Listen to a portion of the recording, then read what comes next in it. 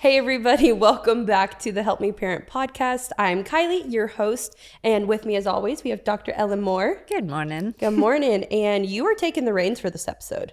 Yes. I relinquish them. I am. We also have with us Mackenzie. Yes. Mackenzie, tell us a little about you.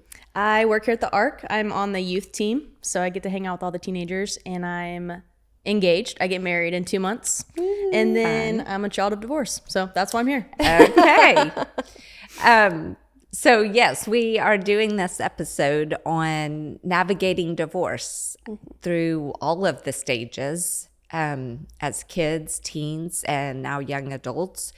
You both experienced your parents getting a divorce. So let's just start with how old you were when they got a divorce and just tell us a little bit about what you remember. Okay. Do you want to go first? Yeah, I'll go first. So I was, oh Lord, I should have really remembered this. I was a sophomore. My parents, or I'm gonna do years. My parents got divorced in 2017. So I was 17 years old, a junior in high school. And it was, I've never really talked about this before. They told me they were separating in the fall, and it got finalized that February, so 2016 to 2017 in February. And it was something very new to me. I have one older sister, and she lived 5 hours away. So I definitely felt like an only child in the middle of this. But the silver lining of my parents' divorce was just where the Lord had me in the midst of it. I had started volunteering about 7 months before, and I didn't really understand why. And so being put in the church surrounded by people when my family was broken was really helpful. And just, I had a bunch of my friends in high school, their parents were divorced. So didn't feel super alone, but trying to navigate that with one of them moving out, who do I live with was really weird. And I tend to take on a lot of their feelings. So I was like, how can I help you? What can I do? And trying to do that at 17 was really hard. So still trying to figure out who I was. So yeah. And then both of them are remarried. So with that, I have like 2 stepbrothers on my mom's side, stepbrother, stepsister on my dad's side. And they're awesome and great, but getting to meet them when you're 18 and all of them are older than me, was really different. And I know it's different than your step siblings too. So yeah, that's just a little bit. And they both live here. So I didn't have to travel, between them. They both live in Conroe. Conroe area, I should say. So yeah. Okay. Hope that answered that. Cool. All right. What about you, Mackenzie? I was in 3rd grade, and so to set the scene, we had just moved back to the States. So we had lived overseas. My dad was on a tour in the Middle East. Okay. We moved He back. was in the military. Yeah. And so that's why we lived overseas. And so I was in 3rd grade. We had just moved to the States. And I'll never forget when it happened. It was like a couple days before Thanksgiving, actually. And I was like, you're a kid. And so it's like, now that I'm older, I'm able to process it and be like, okay, that's why that was so hard. But I remember it felt like my world was like falling apart because we weren't in church. And so it's like, from what I knew, my whole world and the 2 people that loved me the most, who came together and made me, were not there anymore. You know, that's not what was going to be my life. And so it was very confusing. I remember thinking, I was like, this has to be a joke. Like, this has to be a joke. Like, where's Ashton Kutcher? Like, is he going to come out and tell me, like, we're just joking? I'm like, that's a really sick joke. But it wasn't. And I feel like when I was going through that, divorce was a thing, but it still wasn't as, like, big. So, like, there wasn't as many kids that I knew that were going through divorce. The only people I did know was, like, my parents. Their parents had been divorced. Okay. And so then when I was 17 going into my senior year, my mom got a second divorce.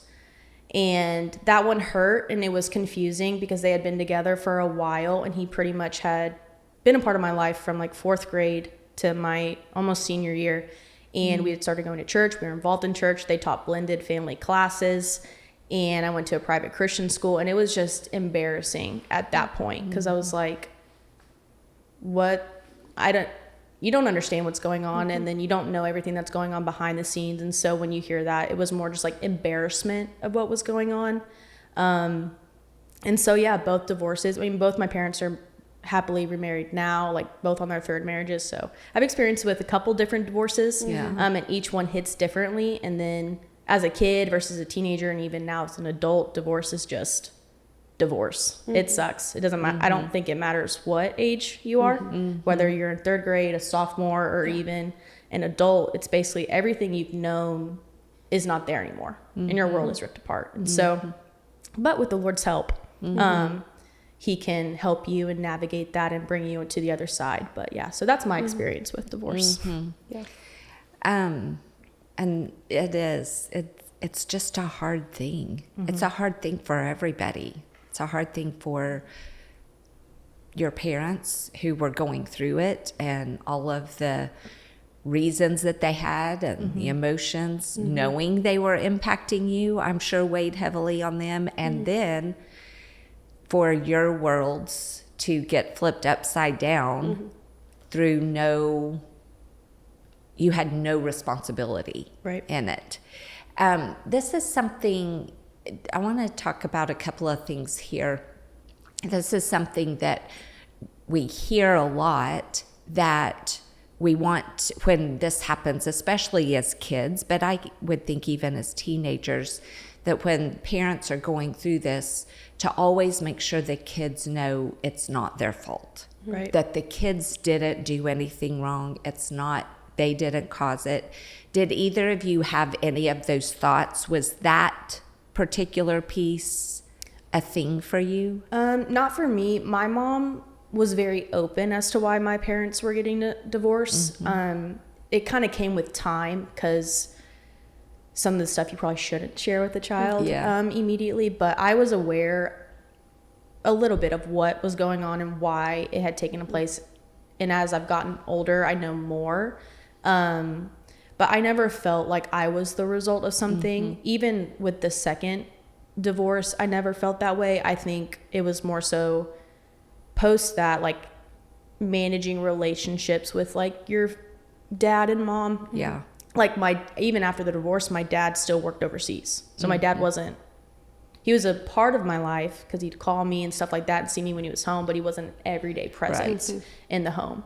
And then same with like my stepdad, we were fairly close. And so when that happened, it was like that relationship kind of diminished. And so it was like the effort of the fatherly figure was different than when they were in the home. And so I think that was what the hardest thing was, is that relationships with those parents or parental figures changed. But I never felt as if I was the problem. It wasn't your fault, but all of a sudden your dad or your stepdad weren't there.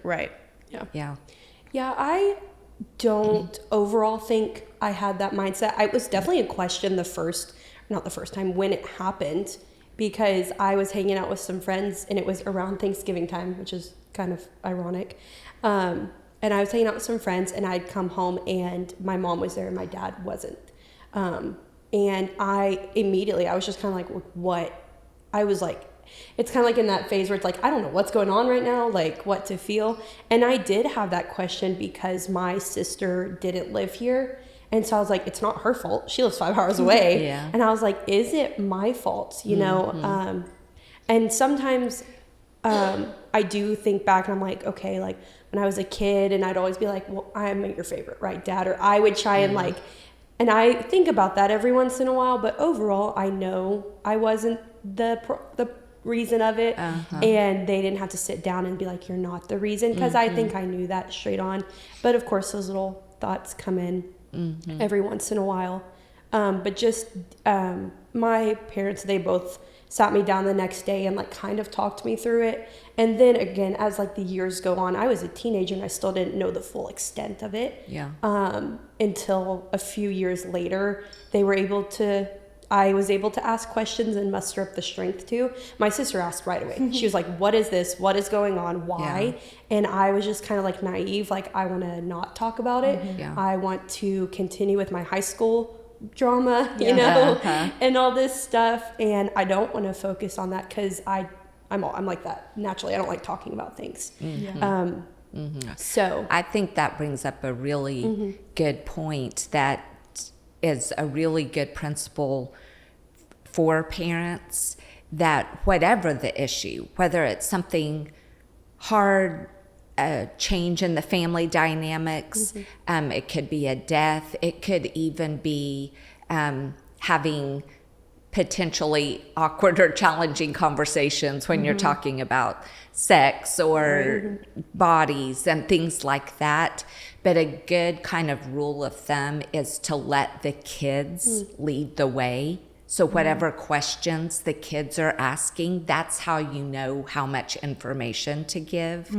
So like you didn't want to know, Kylie, your sister did. And so I think that was really wise on your parents' part to tell you what you're asking. Just answer the questions, to always be honest. Our kids need us to always be honest.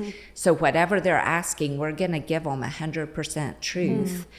But we're not going to give more than they're asking. Yeah. And so they ask a question, you answer it, and if they keep asking, you keep telling. And sometimes we can, as parents, kind of give too much too soon, like maybe happened with you, that just is hard for a third grader to know what to do with. Yeah.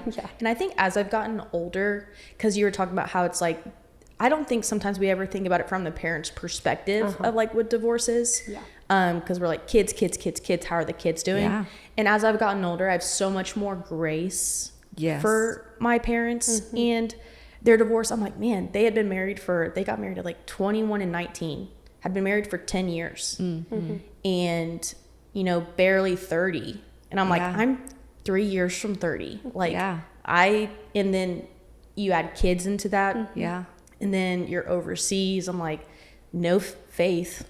Right. They have a knowledge of who the Lord is, but they're not actively like in a relationship with him. So I'm like, I can't even imagine they didn't have family nearby. Right. And so I'm like, I can only imagine what that felt like. And so I have way more grace for like my parents now. Cause back then especially if you're living with your mom, you're just blaming mom. Dad's not around. You're just going to blame the parent that you're living with. Whoever's closest. And having to have the hard conversations, you know, like, and so there's a lot more grace in my life now as an adult, and I can look back on it. I'm like, man, they were kids who didn't have a good support system, who got married really young and were still growing up when they had kids, and you know, and it's not an excuse for behaviors and decisions made, but there's a lot more empathy and grace when it comes to dealing with them now and walking in forgiveness towards them. Because like, even though you love your parents, like I think as an adult, I think as a kid, you go through things, and a teenager, you go through things. You're like, I'm just going to get through life. Like I have all these other extracurricular activities. I want to focus on senior year. I don't really want to focus on the pain. And then you become an adult and you're like, and like for me, I'm getting married. And so it's like brought out a lot of things of like, wait, hold up. Like my view of the Lord, my view of men, my view of relationships. So divorce still impacts you even in your adult life. And so having to walk in forgiveness towards your parents, and then also in healing of how you view relationships, how you want your marriage to go. I think it's okay as an adult or even a teenager, if you're looking at your parents and what happened, like you don't have to have a life like they did. You don't have to have a marriage like they did. You can trust that the Lord has something good for you if that's who you're seeking. And any yuckiness that comes out, the Lord doesn't reveal anything that he doesn't want to heal. And so I think that's something I've held on to. It's like in the process of preparing for marriage and, you know, building a foundation for my future marriage. It's like, wait, the Lord is revealing things in me that needed healing, that maybe need forgiveness, need restoration, redemption. But God's so kind to do that because he wants you to be healed and he wants you to be made whole. And so for anybody that's like, maybe you're a teenager, or even like young adult, and you're like, that's what I want one day. I'm walking with the Lord. I want to get married. Trust that the Lord has a good thing for you, and you don't have to be like, but my parents. You like, don't have to repeat the cycle. And you can be excited for the future, and it might bring up some ugly things that you had within you that you were dormant, and that's okay because God's good to bring things to light and to heal it. He's intentional with those things. Yeah. And he's not going to start something in you that he's not going to finish. Yeah, that's so good and so true. And I think that is not just a one-time thing, that you don't have to wait until you're a young adult for the healing and everything to come, but it's this gradual thing. Right.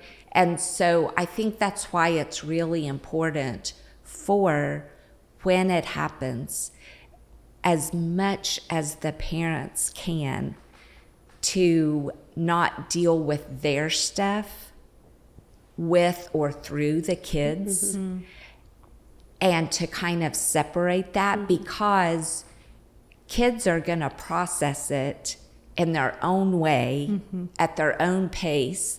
And again, that's why we kind of let kids be the gauge or the prompt to know how much to share, even knowing. And obviously, when y'all were in high school with your divorce and the second divorce, you're able to understand more at a different level. I also think the danger there is, even though you may not think it's your fault, you're thinking, just because you're able to cognitively think at a higher level, you're thinking, could I have done anything different? Yeah. If I had done something different, would it have changed anything about this dynamic? But for parents to be able to hear that, but not put it on the kids, and to say, you know what, mommy and daddy are going to be fine. Right now, I want to make sure you're okay. What question, do you have any questions? Do you want to talk about anything? Whenever a question comes, or you want to talk about something, I'm here.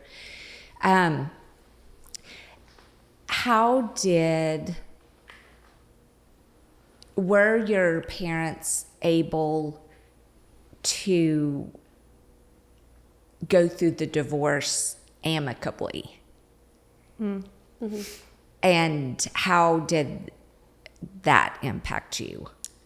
Yeah, I think definitely in the process of it, I didn't hear about anything that, like, because you have to meet with lawyers and all this stuff. I didn't hear about it, which I appreciated. Yeah. And I just kind of assumed, okay, this isn't like we're blowing up at each other and fighting all the time. So you didn't hear or see them doing that? Because okay. I did. I split my time between like my parents, and I didn't hear from it from my dad, and I didn't hear from it from my mom, which I really appreciated. Yes. And as the years go on, they have to try and figure out their relationship, because their relationship with each other is changing. Sure. My sister got married the year before and then had kids. So they're both going to birthday parties. They're both trying to figure out time. And so overall, I think don't recommend it, but it was a good process through it. Yes. It was amicable. And then they have their challenges figuring out, like, helping me with like my schooling, like, because they're both helping me out with figuring stuff out. Yeah. And so of course they've had to have conversations, and there's times where you can tell, okay, they are tense with each other, but they're both aware of how they respect each other. Yeah. And my mom always says, she goes, I love your dad because he gave me you and your sister. And that's what my dad said. I love your mom because she gave me you and your sister. But this is what they're working through right now. And so overall, I think it's been handled good.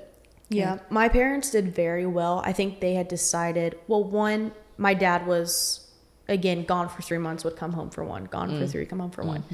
But from my understanding, they had decided very early on, they're like, we're going to be friends.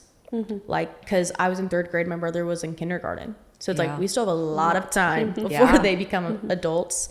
And so they were always on the same page of putting me and my brother first and taking care of us and communicating about that. Yeah. So I have memories of when I was in high school and both my parents, they're sitting by each other at the game because I'm playing volleyball. Right. Or we're at my brother's baseball game. And so since I turned 18 and I've gotten, like, as an adult, they really have no need talk to one another anymore Right. because I'm an adult and make my own decisions.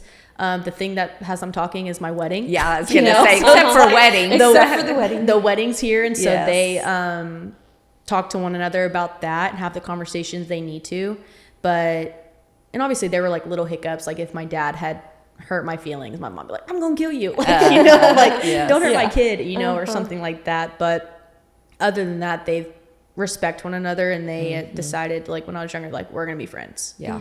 And so, but Yeah. the second one, no, there was no relationship after that. Yeah. Okay. Yeah. Yeah. Well, that's what I was going to say. Like my parents, they hadn't decided like, oh, we're going to be friends. They knew they were going to be respectful of each other. And like, but again, I was almost 18 and Yes. about to graduate. So like they were there for like the main parts, but like if I was playing basketball, like they didn't sit together, like they sat separate, but they were both there, you know? So they had that respect, but not like the friendship. Right. Yeah. Okay.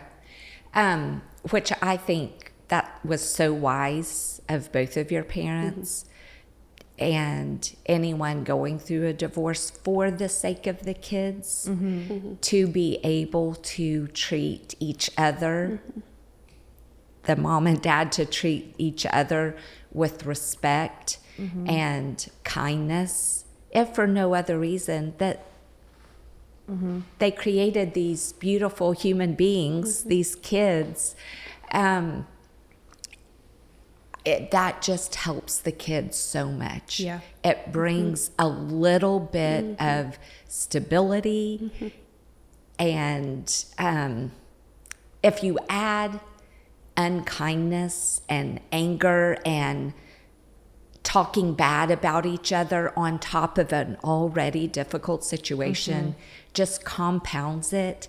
And it's really, it's sounds so harsh to say this, but it's a real selfish act Yeah. for parents going through a divorce to bash the other parents in front of the kids. Yeah. Because you're only thinking about yourself. You're not thinking about the kids.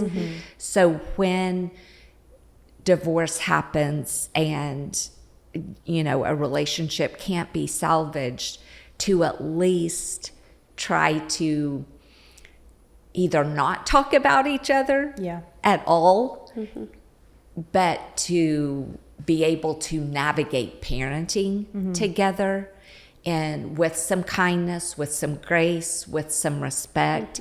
I think those are two great pictures. You know, one's able to go and sit by each other at the games.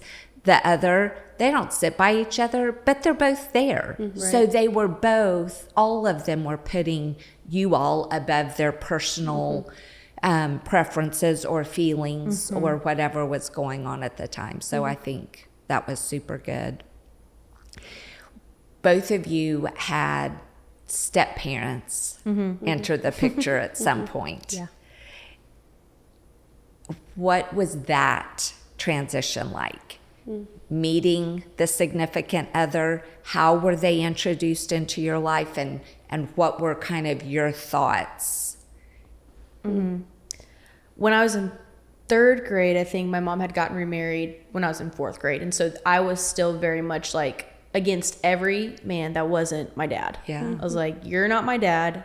So I don't want to have anything to do with you. And I was a lot meaner as a kid. Like I was very sassy, and I just like one time I remember my mom was dating this guy. He's like, hey, come sit by me. I was like, no, like I'm not your princess. Like my dad is my dad. Like you can leave. Like, Yeah. And so that one was harder because I was like, because it was still fresh. It's like, you're not going to Sure. replace my dad. Like, but you know, you develop relationship and siblings get brought into it. And so it was harder when I was younger. When I was older, I was a freshman in college when my mom introduced me to my new stepdad, whom I love. He's amazing. He's been nothing but a blessing to like me and my family.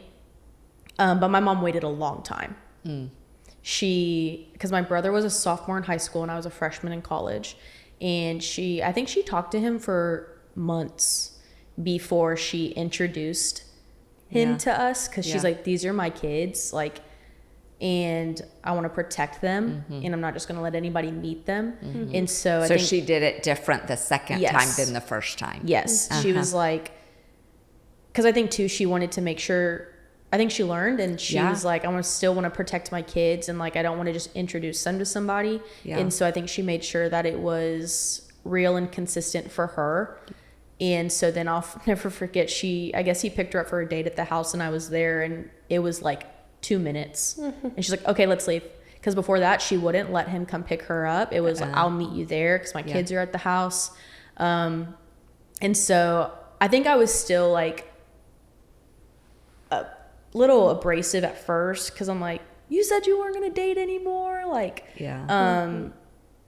all that different stuff. And I think too, you have to realize your parents are human, and they desire a relationship. They desire somebody to spend their life with, you know? And so I think I had to learn that of like, wait, my mom is not, I think as I've gotten older, you learn your parents aren't perfect even more and more. And you're like, whoa, they're just as human, and they're walking through this life too. Like my mom at that time had been 40, and that was her first time being 40, you know, and walking through this dating relationship. And so, but then when I met him, I was like, this guy's awesome. And then he took us to Six Flags, and I was like, this guy's even like more awesome. I'm like, I like that guy.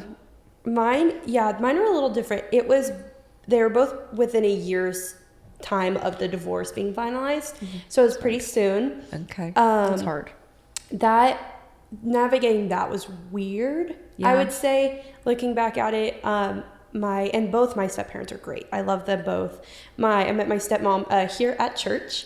She was going to our Huntsville Zeal House, and she had come on a Wednesday night, and that was the first time I met her. And my dad had told me, like, when we got here that she was coming. I wasn't a huge fan of that. It was very weird. I was like, this is like my place. Yeah, you're like my territory. I was really kind of selfishly, I was like, this is my safe place. Yep. And I'm just like, this is weird. Like, you're my dad. I don't know her yet. Yeah. But she was super sweet, and I think my dad also could tell that I was kind of like on edge. So like, he didn't say like, expect like a big, like, let's talk for 10 minutes after service, go eat dinner after service, and talk the next day. He kind of like let me have my time. Like, I like drove here. He kind of let me go, and I was able to process that, maybe through anger. Yes. But and ever like since then, she has been great. And then I met her kids super soon, and it's just like it's like meeting a friend. Like, because it's not like your little kids, and it's like, let's go play in the backyard, because like sometimes that's how little kids are. But I was like, okay, I am 17, you are 18, and you are 17, and this is weird. Yes. So navigating that was interesting. And then with my stepdad, it was almost about 6 months after they got divorced, I would say. And my mom she was like, do you want to meet him? Because there was maybe one guy that she might have been talking to a few months before. And I was like, no, I don't. Like, it's weird for me. And I was really proud of myself, because normally I'm easily like, okay, sure, why not? But I was like, no, I don't want to. Because I think I had already gone through this awkward encounter. Yeah. But meeting my stepdad was super great. He has the same first name as my mom, Sean and Sean. And so he I was then living with my mom, and then about a year and a half after, they had started living together, and I was living with them, and he became just like a second dad to me. And was there for all my basketball games my senior year, graduation, like there. And so he became a regular part of my life. But of course it was a little awkward at first. And just and I navigated those two situations differently, because I saw one set of parents more than I saw the other by my choice. But I navigated it to have a healthy relationship with both of them. And I know it's like such a cliche saying, but like they're both happier now. And they are both we've always been Christian growing up, but they have both stepped more into their relationship with the Lord, which is nice to see, as I'm stepping closer and closer, even when they weren't. So it's good to look back and see now, definitely. Yeah. And obviously age and time does a lot for perspective. Yeah. For them and for us. Yeah. I think too, I mean, I don't have children, so I can't really speak to that. But I think being a kid who has had different stepdads, like, it is so important. Like, obviously we know it's important to choose who you marry, like the first time. But if, you know, you have unfortunate circumstances and you have to do it again, like, really taking the time to think through, okay, I have kids now. This person is not only going to be my husband, but he is going to play some type of fatherly figure in my kid's life. Like, my current stepdad, like, claims me as his own, you know, and he doesn't just have, because he has 2 girls, he doesn't just have 2 girls, he has 4 kids. And then now he's going to have 5, 6, because my brother's married and I'm getting married. So, like, both my parents, like, we have 6 kids. Yeah. And working with teenagers, I've had to talk to parents. And one time I was getting onto a kid and I had to talk to mom, and stepdad walked up and I said, "Hey, are you dad?" He's like, "No." Like, doesn't claim them. Oh. And that's so hard to be a kid who's like, your step parent doesn't want to claim you. And so I would just encourage parents. It's like, it's even more important when you're going into that second relationship, and they don't have to be best of friends with your kid.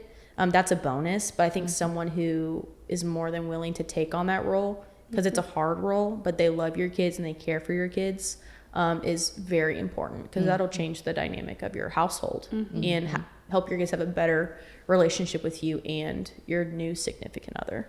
Yeah.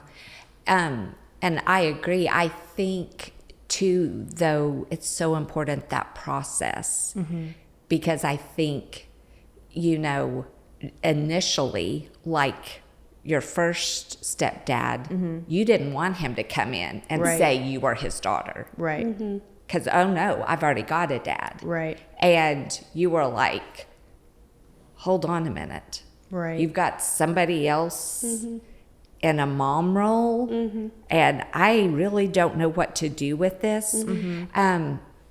So I think taking it as slow as possible. Right. And obviously the parents going through the divorce, they need to take it slow for their own personal healing.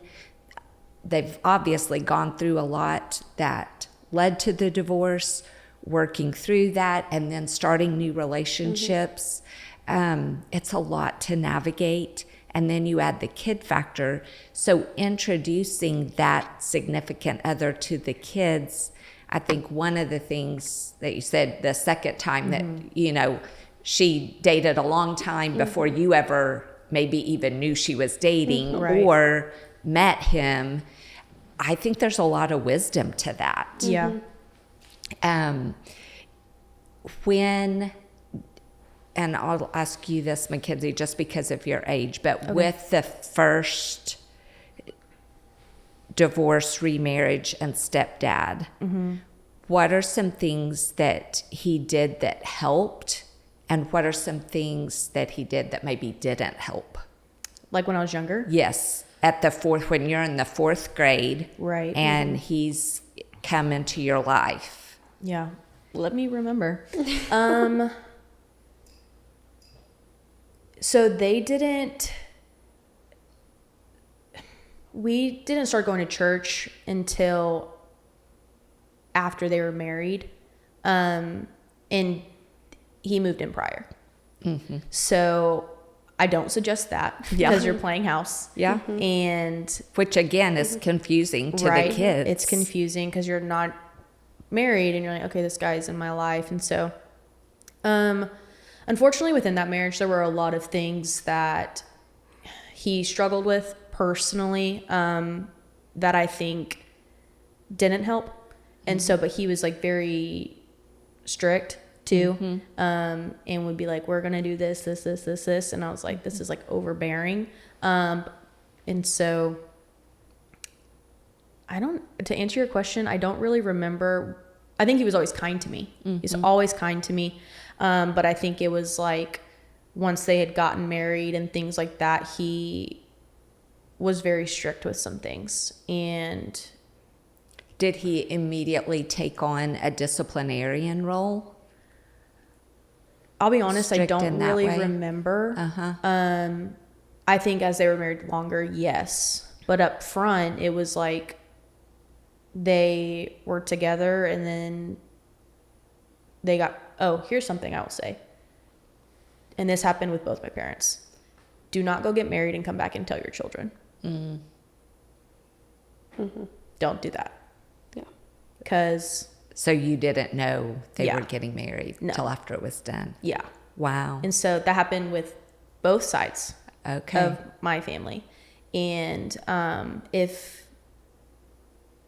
your kid doesn't have a good relationship with either party, like, that's hard. Yeah. And so that's what I would highly recommend, is if you are going to get married, like, don't go do it and just expect your kids to be okay Yeah. with it. So sorry, I can't really answer the other question Yeah. because I don't really remember a lot of it, but I just do know that it was like he was there, moved in, and then came back and they were married. And I was like, oh, okay. And then I was a senior in high school when my dad did that. And I found out on Facebook. Oh dear. Yeah. So there's still some, bumps that they, Yeah. Sure. even as they get older, they still need to learn. But that, as I've gotten older, it's like, okay, there's grace. Yes. It's really hard, but there's grace, and they're human, and they're doing the best that they can with what they know. Right. Which is a lot easier for someone to process, a child to process in their mid-20s, Right. than it is at 10 or 12. Right. So I think that's a really good point, that for after divorce with a second marriage or a third, whatever, Right. at that point, it's not just you and your significant other making this decision. It truly is a decision for the whole family. And I have seen families who have done it like you've said, happened in your family, and the challenges that that creates to an already difficult situation. Right. I've also seen parents enter into a second relationship, but because of the kid's reaction or response to the girlfriend, boyfriend, that they have either paused the relationship or cut it off Yeah. until the kids are ready, which I think can be, that is such a selfless act on the part of the parents. But I think there's so much wisdom there. Yeah, my grandma did that. She dated a guy, and my mom did not like him. And I guess my grandma really loved this guy. Yeah. And my mom she'll talk about it now. She's like, I remember, like, my grandma loved him, and my mom just didn't. Yeah. And so she ended it, and she ended up marrying another guy who's my papa now, who adopted my mom, and she has had his last name and all that different stuff. But yeah, I think it's totally selfless, because you're not thinking of just yourself anymore. Right. You're thinking of your kid and what your kid needs. Right. And that's, I personally think, the most important thing, because you decided to have them. You're responsible for them. You're responsible for their needs and how to take care of them and help them grow. And so I think it's one of the most selfless things you can do. Yeah. And obviously, we're not saying that kids should rule Right. or be the deciding factor on if this is a relationship to pursue, but maybe holding off on the marriage part, holding Yeah. off on bringing them into the family until the kids are ready, Right. holding off on marriage until the kids are ready, and helping everyone navigate it, because it does impact everyone. Yeah. It's not just about you and this other person like the first time you got married. Right. And then I think introducing that significant other to obviously being kind and coming in gently. I think there's a lot of wisdom initially for the new parent, the step parent, whether they're married or just the girlfriend or boyfriend, that they don't try to step in to a parenting role. Yeah. That they're they're in your life because of their relationship with your parent, but they're not your parent yet. Right. And they kind of have to earn that, I think, in the eyes of the kids. Yeah. And I think with even you being older, Kylie, I can imagine with stepmom and stepdad that maybe there were some things you weren't ready for them to speak into in your life yet. Yeah, it was, navigating that was interesting because it is like I was starting to, okay, what am I doing for a career? And it's not like I am also not the type of person to shut them out and like, no, I'm talking to my dad right now. Yes. You know, like they were both there. Yeah. So y'all are both a part of the conversation. Yeah. I might not want you to speak into that but I'm also not going to be disrespectful towards you either. And so trying to navigate that was interesting, even as it moving into my house was weird. Because it was the house I lived in with my mom and my dad, and things were changing. Yeah. And I will say I did feel like it wasn't my house anymore, which is hard when you're already like, I've lost my parents being together. Yeah. And now this is my house. Yeah. And the thing is a lot of times, and it was true for me, it wasn't out of ill intent. Yeah. But it's just, again, kids can kind of be selfish, and I'm like, okay, this is falling apart, but I still had my house. I'm like, okay, now my house is changing, and like new things are coming in, things are going out, and I'm having to. So that was really difficult to go through, and it's something I still work through now, you know? Yeah. Of like, I'm going to my dad's house, and like I'm going to visit him, and I don't feel like it's my house, but I'm also an adult, so I'm okay with that at the same time. But yeah, trying to, a lot of times I will say both of my step parents were more quiet when I was talking to my parents, which was helpful. Yes. But they would offer advice, or this is what I've gone through. And like my stepdad, for example, he had raised 2 boys. Like my stepbrothers now, they're 32 and 30, and I'm 24. So he knew the teenage years, and Yes. my mom had to be like, okay, Sean, you raised boys. She is a girl. Like, you have to raise them differently. And I remember one time my mom and I were talking, I was crying, and he was like, man, girls cry. And he's like, yeah. And she's like, yeah, your boys don't. Yeah, they're hard and they're tough. So trying to figure that out was interesting to see them figure it out too. I mean, my stepmom had a daughter, so she understood as well. But just trying to navigate that, and then also seeing both of them in my sister's life, because my sister was married, my sister had kids. I'm like, I understand now. Okay, you're also playing a grandparent, but I was like, they're my nieces. So I was like, that's interesting. But I think that's just something, is like a kid is gonna be selfish, and it's not the best thing, but their world is changing just as much as the parent's life is changing. And it's difficult to navigate, definitely. But the Lord is just really good to help in it. So. Yeah.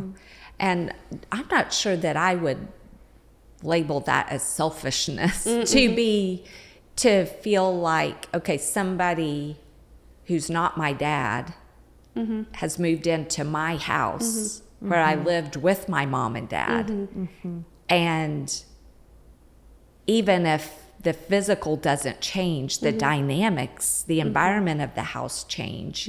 And to be affected by that, and to say, I don't know if I like this, and this doesn't even feel like my house. I think that's fair, you know, that's just one of the, you know, just the real repercussions Right. of all of these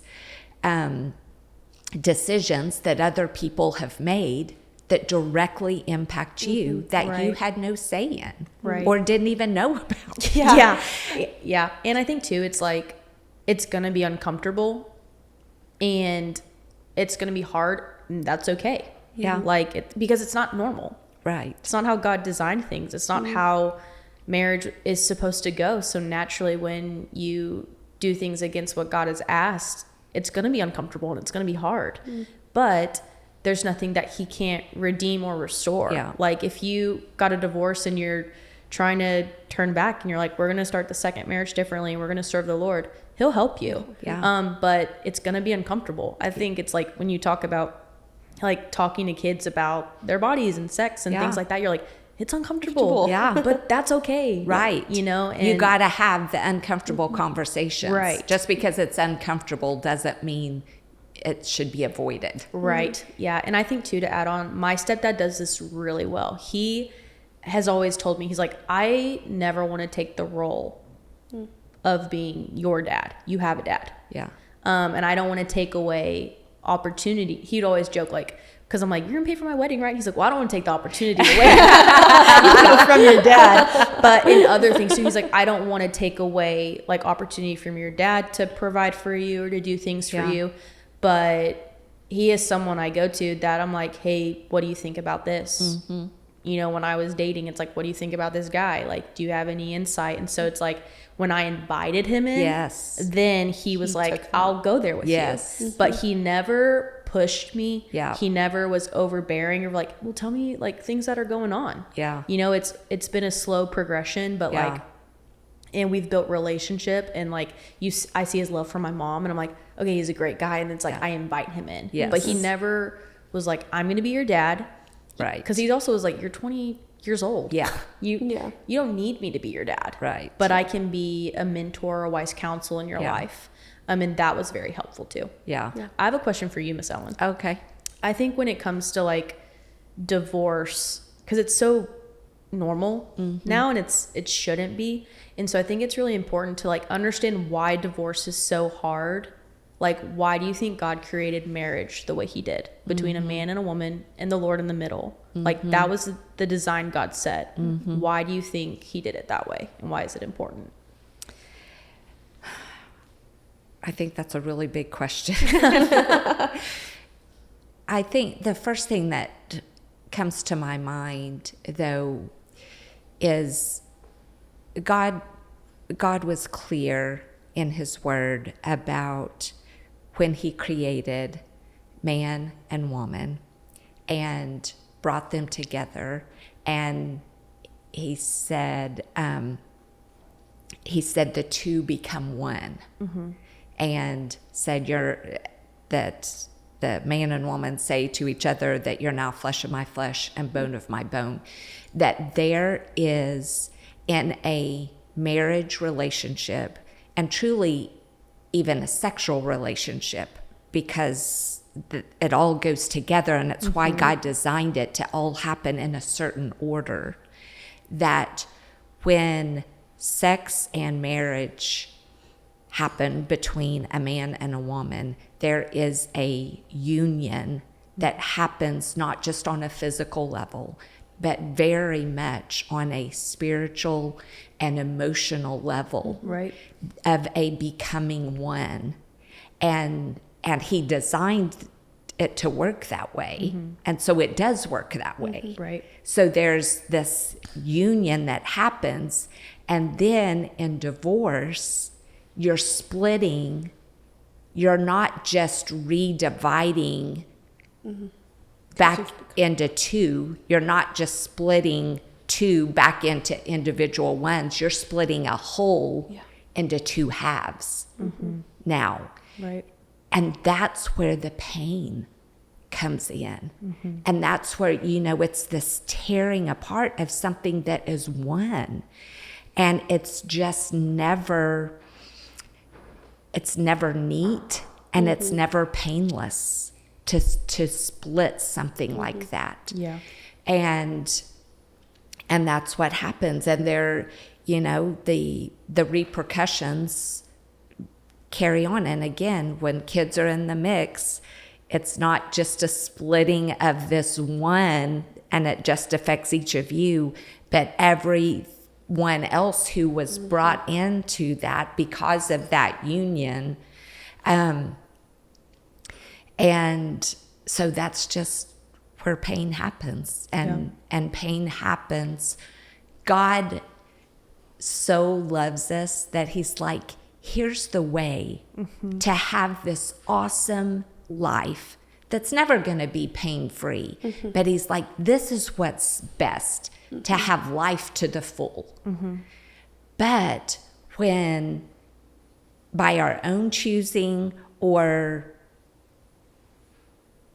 whatever happens, that we choose to live life a different way, that's when there's just more pain. And the Lord's like, I will be there for you, but this could have been so much less painful. Right.